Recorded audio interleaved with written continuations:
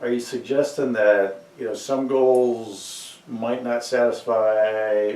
When you talk about kind of goals, what are you talking about? So should I spend my time, a bulk of my time doing this, but yet now I have, my children are starting to get married and I'm going to have grandchildren, and really where do I want to put my time, but yet I can't lose the house, so we've got to keep working. And so the balance of those goals is very important.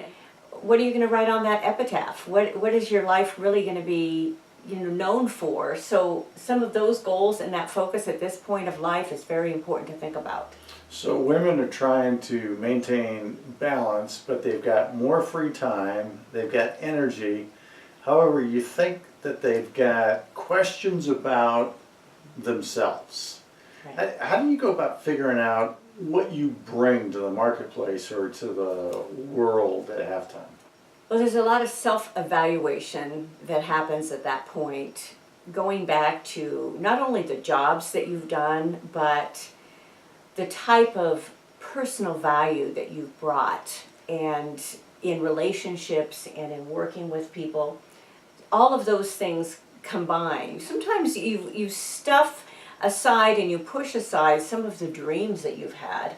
And at this point of life, many women also get to the point where it's like, okay, I've always dreamed of doing this, but I've always had to do this. Could I really make that happen financially? Could I make that happen emotionally? Could I make that happen with the support and running this sort of business? All of So those things. they're weighing their long suppressed goals versus still trying to make money. Yes. How do you decide?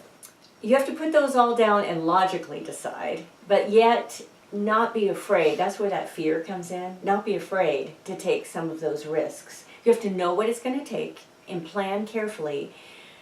But yet there's a lot of women at this stage of life that decide to make those risks, take those risks of, okay, now I'm gonna open my antique store or my art gallery, or I'm gonna start in the creative field. And I come from that creative field, and knowing what that takes, it takes a lot. But many women come to that point where they're going to be able to do that because they know how to run a business. So it's a great time of life with all of this experience and all of this wisdom coming together to be able to reinvent yourself.